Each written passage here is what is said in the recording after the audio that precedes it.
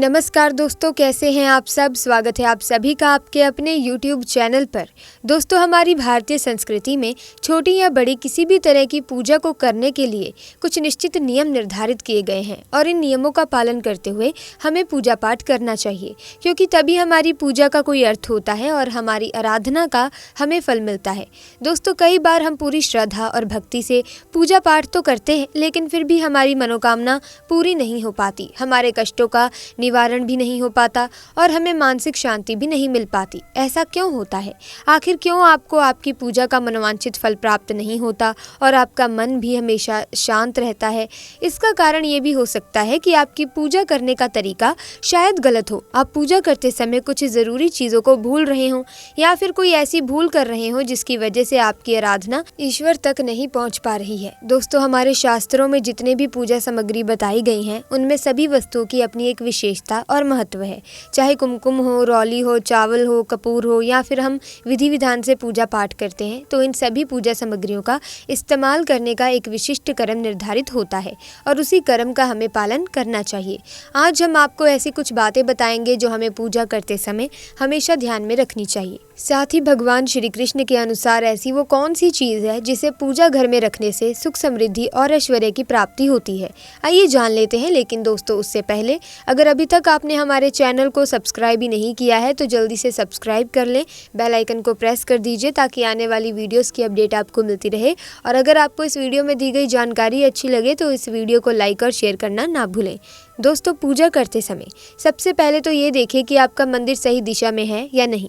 वास्तु के अनुसार घर में मंदिर हमेशा ईशान कोण यानी कि उत्तर पूर्व दिशा में होना चाहिए।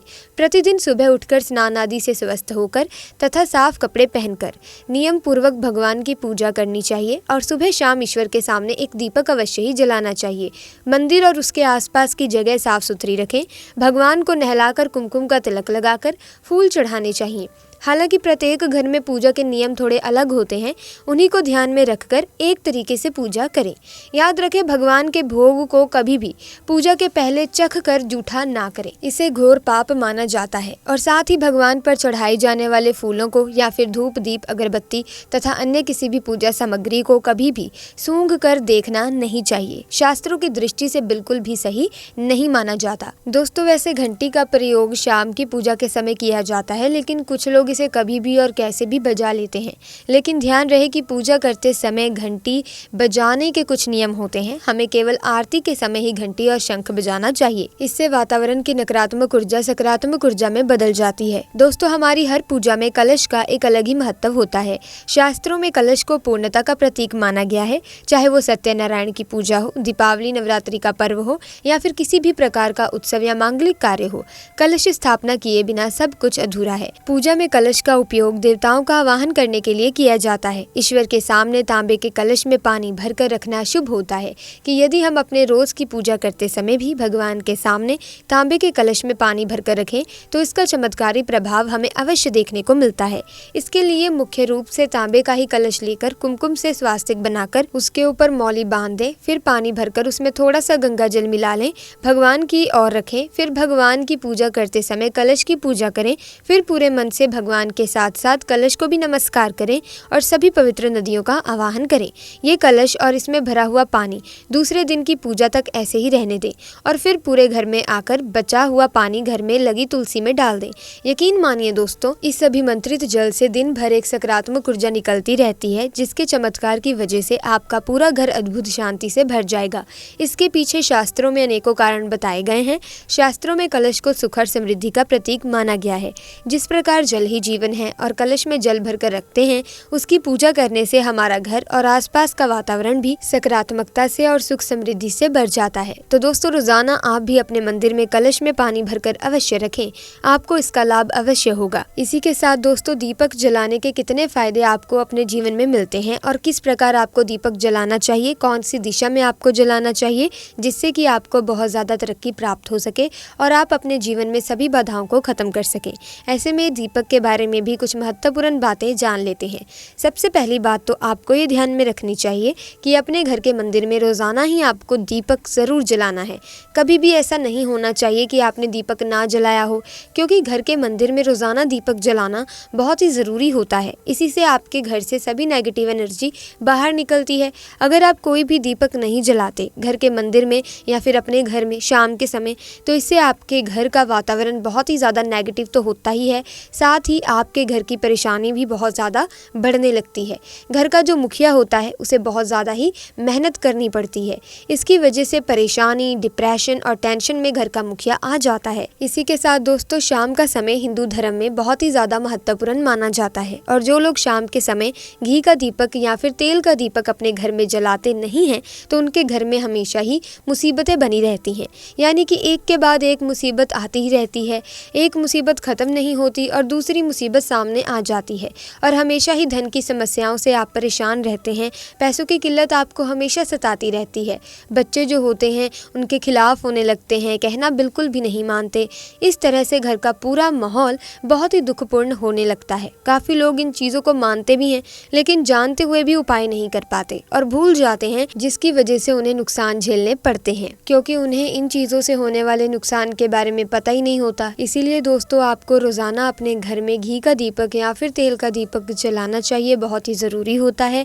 अगर आप नहीं जला सकते तो कोई और व्यक्ति भी आपके घर में दीपक जला सकता है, लेकिन रोज़ाना दीपक जलाना बहुत ही ज़रूरी होता है। इसी से आपकी सभी नेगेटिव एनर्जी आपके घर से हमेशा बाहर रहती है। दोस्तों, शाम का समय ऐसा होता है जिस समय नकारात्मक ऊर्जाएं बहुत ही ज़्यादा प्रबल होती हैं और अपने घर में प्रवेश कर जाती हैं। ऐसे में अगर आप घर में या घर के मंदिर में दीपक नहीं जलाएंगे तो नेगेटिव एनर्जी आपको बहुत ही ज़्यादा परेशान करने लगेगी। आपके सभी कार्य बिगड़ने लगते हैं। जिस समय सूरज डूब जाता है उसी समय ये नेगेटिव एनर्जी बहुत ही ज़्यादा प्रबल होती है। उसी समय आपको हाथ पैर धोकर दीपक जलाना चाहिए। अगर आप खुद नहीं कर सकते हैं तो कोई और व्यक्ति आपके लिए ऐसा कर सकता है। दोस्तों, अब जिस घर में बहुत सारे लोग बीमार रहते हैं या फिर बीमारी कभी ठीक ही नहीं हो पाती, तो ये भी एक संकेत होता है कि घर में बहुत ही ज़्यादा नकारात्मक ऊर्जा है, जो परेशानियों को, बीमारियों को, मुसीबतों को बहुत ही ज़्यादा बढ़ा रही हैं। इन सभी चीज़ों को ख़त्म करने के लिए आपको अपने घर में जब सूरज डूब जाता है तो उस समय घी का दीपक या फिर सरसों के तेल का या फिर तिल के तेल का दीपक पूर्व दिशा की ओर में जलाना चाहिए। लेकिन रोज़ाना इन चीज़ों को करना बहुत ही ज़रूरी है, तभी आपको इसके लाभ मिल पाते हैं। अगर आपके घर में धन से जुड़ी समस्याएं हैं, नौकरी व्यवसाय से जुड़ी हुई कोई भी समस्या है, अगर ऐसी समस्याएं बहुत ही ज़्यादा होती हैं तो आपको अपने घर के उत्तर दिशा में रोज़ाना ही घी का दीपक जलाना चाहिए। दीपक जलाते हैं तो इससे आपके धन से जुड़ी समस्याएं खत्म हो जाती हैं। जिन लोगों को नौकरी नहीं मिलती है तो उनको भी नौकरी मिलने लगेगी। और अगर कोई व्यक्ति है जो बहुत ही ज़्यादा परेशानी में रहता है और वो अगर हर रोज़ दीपक जलाए तो इससे मिलने वाले फ़ायदे और भी ज़्यादा हो जाते हैं।